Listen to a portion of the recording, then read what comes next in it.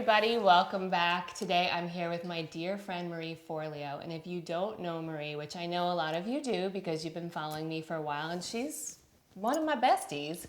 Marie is a leader in personal development and also in business.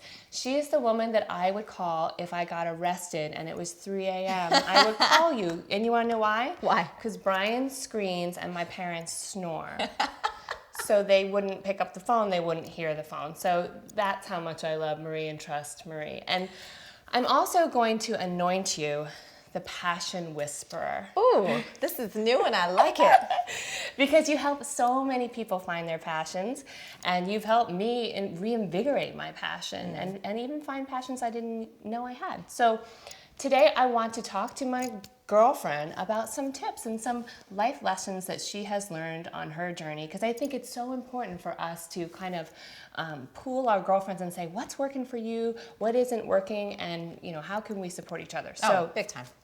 With that huge intro, Marie, Yes. Why don't we just start with a basic life tip that you use or that kind of guides you through your day or decisions that you make, because you're always looking so great. And always so happy. Thank you. And is there a secret to that?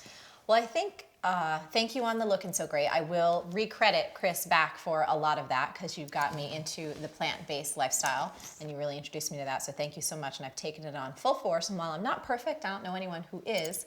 It really has made a huge difference in my life. So that's a big piece of it, that while I love to eat, I love food, I try and fuel myself with things that are actually good for me, that are going to produce a positive result in terms of energy, in terms of my skin, in terms of just how I feel about what I'm consuming in the world, from an ethical standpoint and a moral standpoint and all that good stuff. But I would say in terms of a life tip, one of the biggest tips that has just changed my life is when I learned and am constantly still practicing living in the moment. Ooh, that's good. What is that? Go in there, dial that in. So one of the things that I recognized, I was in my early 20s, was how much time I was not actually present while my body was in the room. I was either off into the future worrying about how things were going to turn out and when am I going to get there, or I was beating myself up about the past. Why did I make X mistake? I shouldn't have done that. I should have known better. A whole bunch of mental mumbo jumbo, but not really where I was. Josh, my fiance, who's amazing, it's kind of like you're an empty cannoli shell. Like there's the shell there, but there ain't no filling inside. Is that what Josh says? No, well, Josh says that. That's not what he does, but it's true, because it's like if you've ever been out with a girlfriend or you've ever tried to talk with someone and they're just sitting there, right? And you think they're paying attention, but really they're because they're not. Because they're not present. And for me, it was really a training. It was conditioning myself to really be where I'm at, to engage with the physical senses. Josh, again, he teaches something called I'm back, which is just a quick little something we can all say to ourselves, I'm back, whenever you catch that you've left the moment and you are shopping at Neiman Marcus when you're really in the kitchen. Yes, so that's a big one for me. And so for you, does that look like a meditation practice? Do you have ways, besides I'm back, to maybe start your day to get you grounded in the here and now? Oh, yeah. So a couple things that I do to get myself started. One is that, I've read all the productivity books, and I love productivity books. And Marie loves productivity, let me tell you. I love getting things done. So I'm always looking to up my game and always looking for new ideas and new frameworks and, new ways to grow myself. And I remember so many of them are like, you have to wake up super, super early and get right to it and, blah, blah, blah. And I'll tell you, for me in my life at this stage, the thing that helps me be present and take that with me throughout the whole day the most is time with my beloved. It's time with Josh. We have what we call a little bit of cozy time, which means we have yerba mate tea, and the dog's in bed, Kuma, and we're all hanging out. And even if it's 5 minutes or sometimes it's 15 minutes of just being together and connecting, and the talk isn't that deep. I love that. We have that too. We have our morning meetings, and I think you bring up such a great point, because as we grow and as we succeed in life, it's really important to continue to water the well, to sort of to reinvigorate your home life and not forget what the basic core relationships need: love and care. Yeah, and it feeds me. I mean, and then Josh and I, depending on how the day goes, either we'll meditate for anywhere from 10 to 15 minutes together, Couples meditation. Yes, and again, Great. that depends on. Honey is behind the camera. My honey, are you hearing that, my honey bunny? So yeah, he gave a thumbs up. We literally sit in bed. Like we sit in bed, we prop the pillows up, take the iPhone out, like put the little timer on. Kuma's hanging out. Sometimes you put socks in our hands, like if we have our. That's awesome. It's hilarious. But you know, if Josh has to go somewhere or I have to go somewhere, maybe we do take a shower first and do it separately. So it's not like in every single day, but that's the thing that we like to do most. And I imagine that starting your day that way is a great way to also come back. Like as the day goes on, I don't know about you, but for me it tends to get hectic. Yeah. You know, everybody's to-do lists come in and it's all like you-do list, you know what I mean? And then just to start it right, as you say, staying in the moment, being in the moment, you can breathe throughout the chaos that starts to come in and around your daily life. Yeah, I mean, even from a scientific perspective, there's so much research out there as far as mindfulness and meditation and the effects that it has on the brain and on our stress levels and our ability to operate more effectively at a high performance level and actually enjoy ourselves while we do it. And I think the other key point with that connection to your loved ones, whether it's pets, it's a significant other, it's, you know, your kids, whoever you have in your life.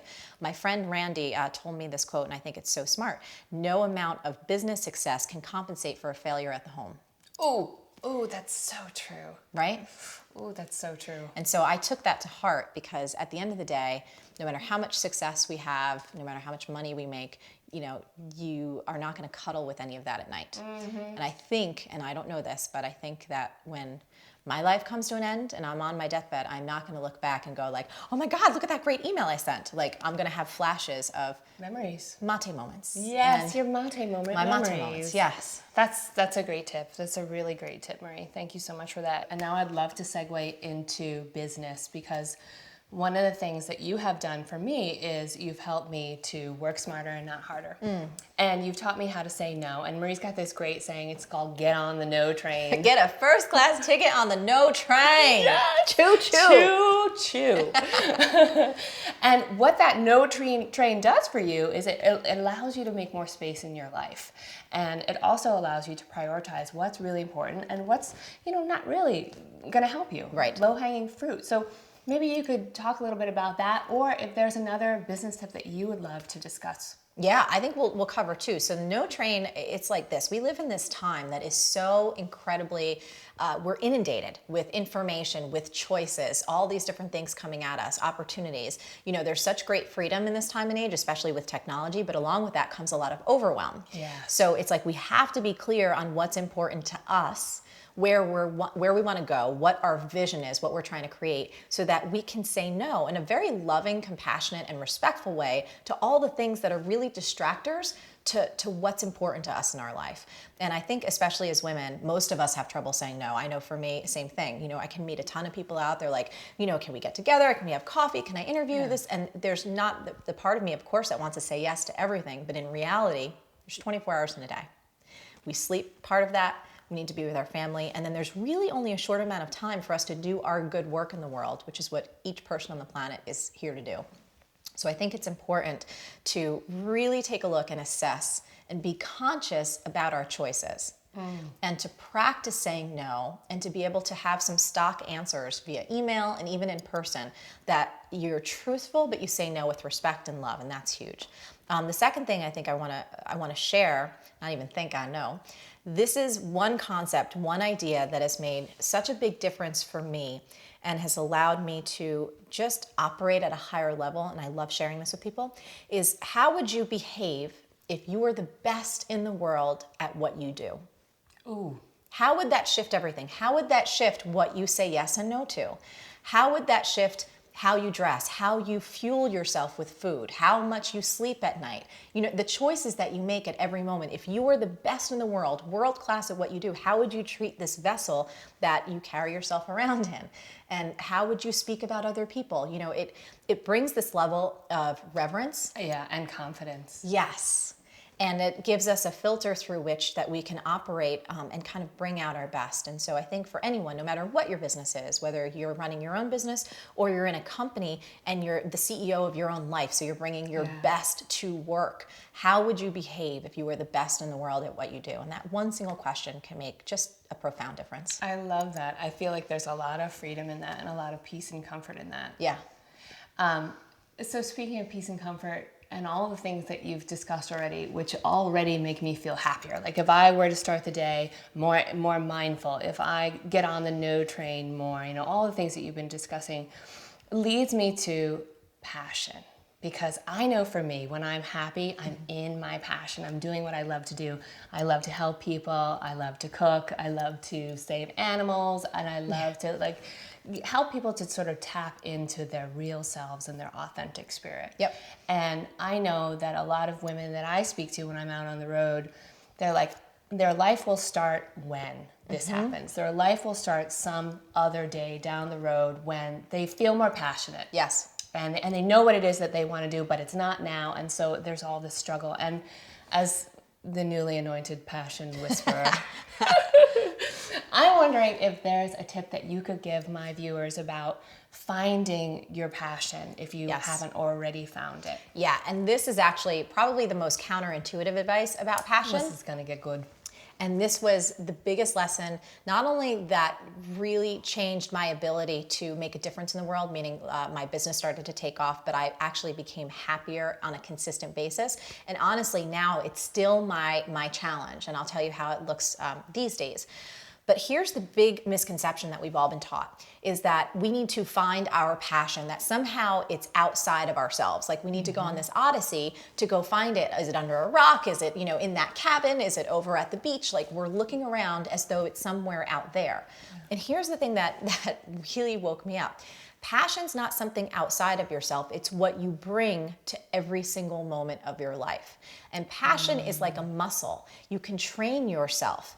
And again, this is not something that we're taught, but ironically, the secret to quote unquote finding your passion is bringing passion to each moment. It's like this elixir, this alchemy that happens, that when you start bringing your enthusiasm and your full life energy to whatever you're doing, that's when the creative channels open up, opportunities open up. You start to notice things that you should be doing. You're like, oh wow, I have a talent for this. Other people notice it. They want to pay me for it. So it's interesting like that. So we can't, I love that. Yeah, figure it out in our head. We have to bring the passion to everything we do.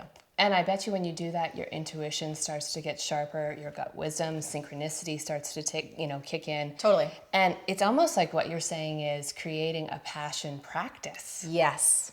And if you can practice in every way, we made these wonderful smoothies. If I can bring the passion to making this smoothie, the passion to my relationship, the passion to my writing. Even as simple as like making the bed in the morning. The passion to making the bed like in the morning. Cleaning the dishes. Because you all know we can do this, right? Yeah. It's like you can either make the bed like, oh, this sucks. I don't really want to make it. I wish I had a maid. I wish, I was in a hotel and somebody did it for me. Why do I have to make this? It's so dumb. Or you can like make the bed with all your passion and like, fold the little sheet over and like fluff your pillows and just do it with such excellence that it shines. Same thing with doing the dishes. If you are doing the dishes, you can either complain your way through it or you can bring your passion to whatever the mundane act is. And again, we are creatures of habit. Mm-hmm. Human beings are creatures of habit. So if you bring passion and liveliness and humor and engagement to everything, that's how you're going to live your life. And whenever you find yourself cranky, it's going to feel like such an anomaly. You're like, wait a minute, what's going on? And you discover like, wait, I can change this. I may not be able to change the circumstances, but I can change my attitude toward them. And then, of course, that's when the magic happens. And I imagine that all of the other things that you want in your life will start to attract themselves towards you. Because 100%. I don't know about you guys, but when you're with somebody who's really passionate or really happy or just has this wonderful laugh, you want to be closer to them. You want to know what they got. You want a piece of that magic. So with that, Marie, thank you so much for coming to Woodstock and being in my kitchen. Oh, it's an honor. I love being with you. It's so great to be with you and so great for you to share the wisdom that you have with my viewers. And I think what we could do is inspire people and challenge people to build that passion practice. What would it be like for a day, a week, 2 weeks, 30 days, if you actually brought passion to all of the areas of your life? You could create a little journal, you could write about it, you could do whatever it is to invigorate this practice. And check in with us. Go over to marieforleo.com, let her know how you're doing, and watch her awesome videos every week at Marie TV. And let me know here how it's going with your passion practice. So thanks so much, guys. Thank you, Marie. You're so welcome. Thanks for having me. I'll see you next time.